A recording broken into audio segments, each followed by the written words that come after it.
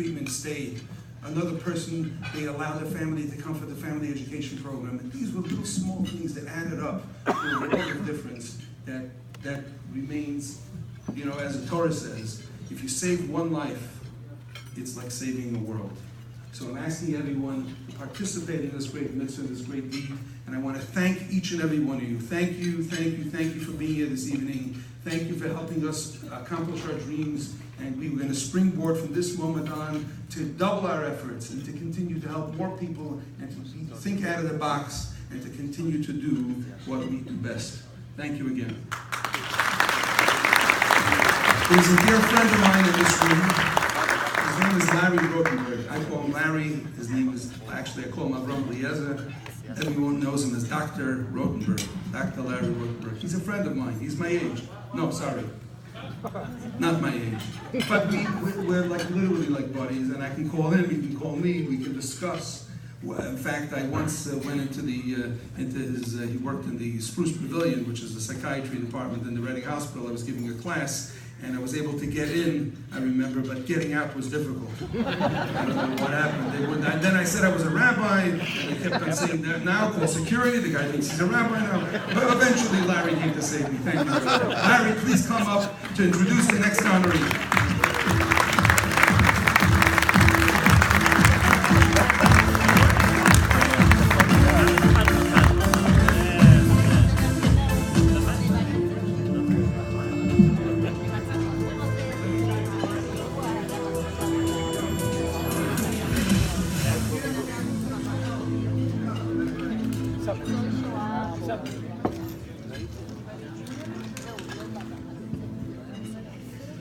Rabbi, you leave me speechless. No, I have a speech.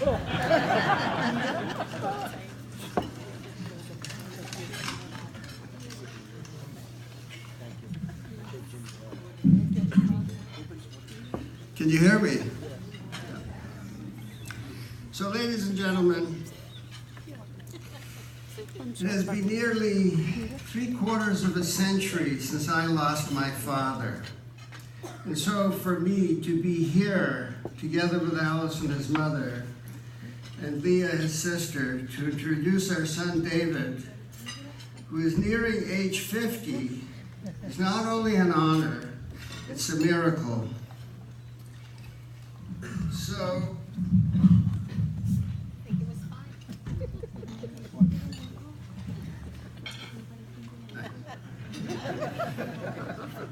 if you look at David's bio on the Karen website, you will learn about the programs David has inspired, the energy and enthusiasm he brings to the programs, with the help of Erica, his lovely wife, and the leadership he provides to Karen, this formidable fortress of recovery, which is led both locally and nationally by Doug Tiemann, its talented CEO, who's been a constant source of support and mentoring for David.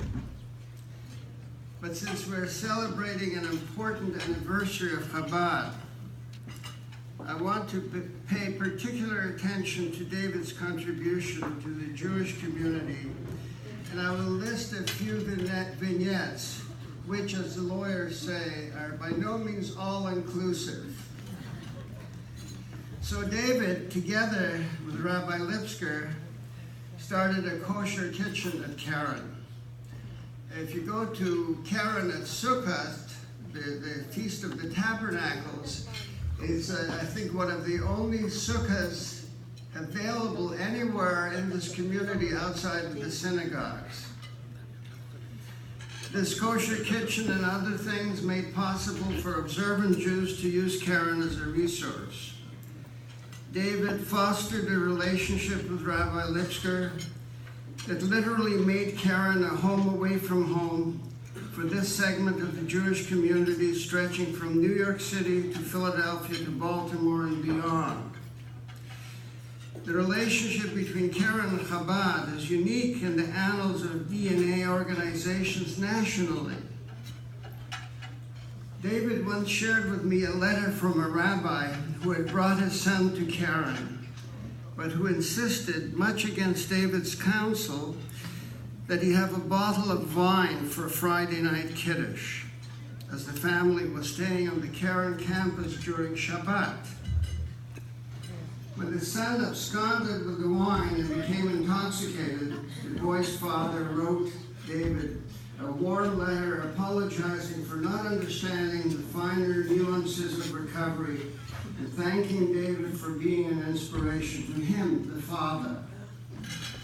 On a lighter note, I remember when David used to work every Christmas day to give others a day off.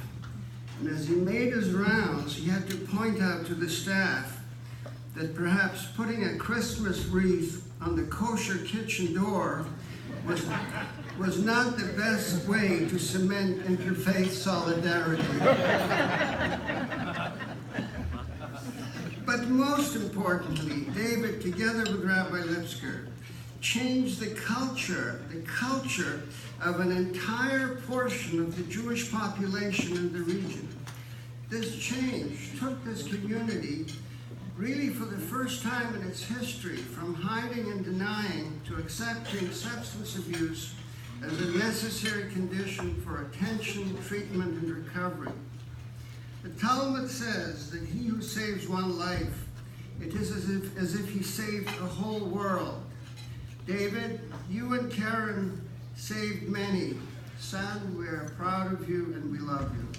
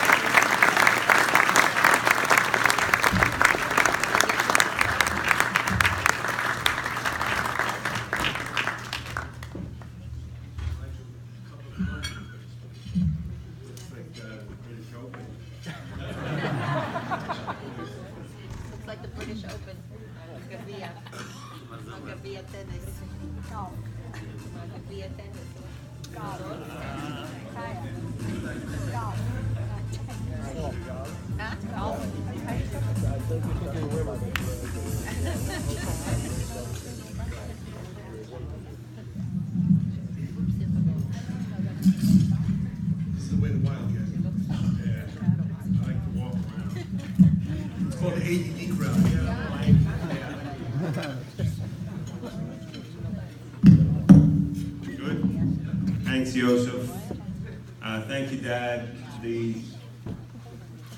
best part about being here is celebrating with you, Leah, Mom, and my beautiful wife, Erica. People who love me the most and take care of me and put up with me. So, if your dad survives the Holocaust, maybe you should be an award-winning Jew before you turn 50. I guess that's utopia. And like many things in my life, I was a late bloomer. And so that did not happen. In fact, I could have been more compliant, but I wasn't so compliant either. If you knew me in 1979, I was 12 years old, and I didn't like God, didn't trust God. Frankly, I didn't really believe in God. It's hard to do that when you come from a Holocaust survival situation. And so it's a miracle that I stand here, given some of the facts that happened to me in my early days. If you knew my mom when I was 12 years old in 1979, she found herself in the administrative offices of Kesher Zion, which is where I went to Hebrew school. And she found herself there appealing my expulsion from Hebrew school.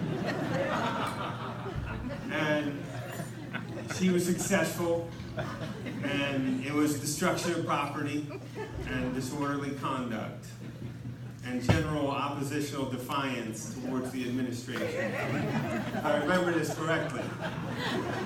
And so she did successfully get me back in. I got my bar mitzvah, I finished Hebrew school, but that's really an illustration of how far I've come. If you had said, Mom, Allison, what would the odds be that your son one day would be getting a community service award from the Jewish community. It would have been 1,000,000 to 1 for certain, Mom, right? On the other hand, if you had said, what are the odds that your son, Allison, is going to get probation and community service? 2 to 1, maybe even.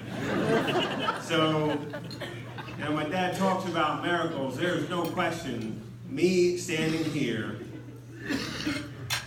holding a position of trust in the Berks County community, a position of leadership with Doug Tiemann and the executives of Karen,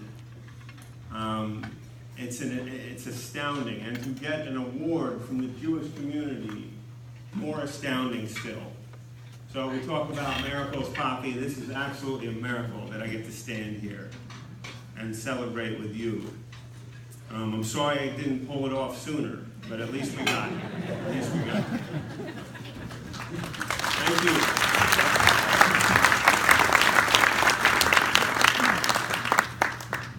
So, Yosef, you have me down for 3 minutes, so I'll go a couple minutes over. So I get this award. Like Doug, I get a lot of FaceTime, a lot of recognition and accolades for the work of others. Okay?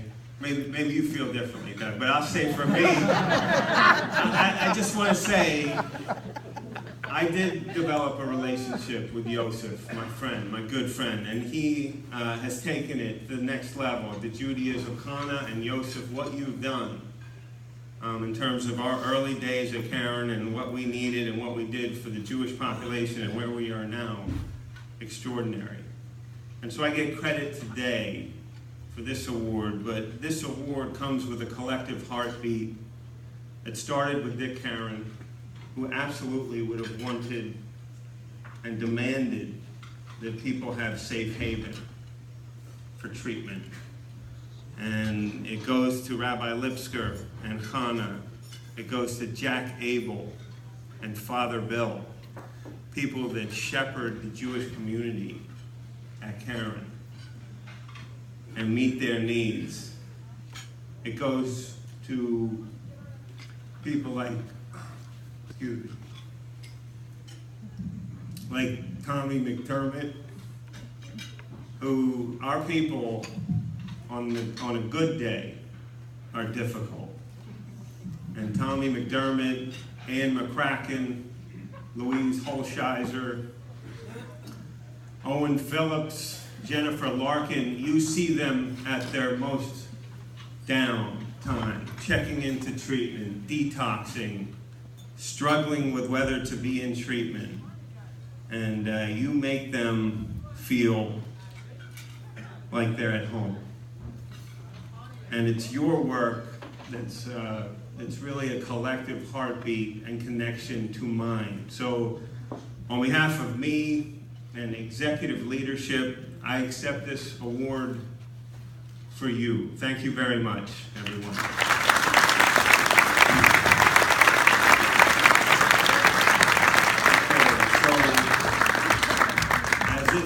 This moment for me, hold the music.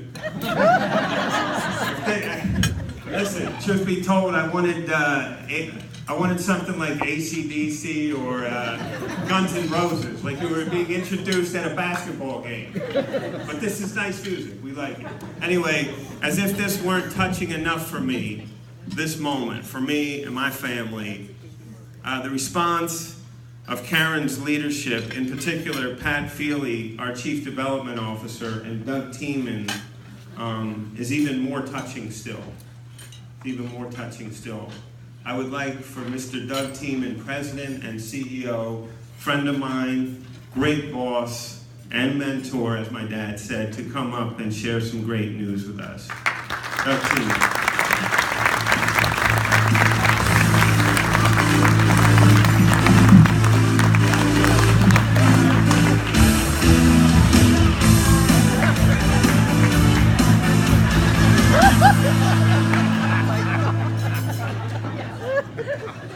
Everybody's a comedian tonight or a musician, so that's me.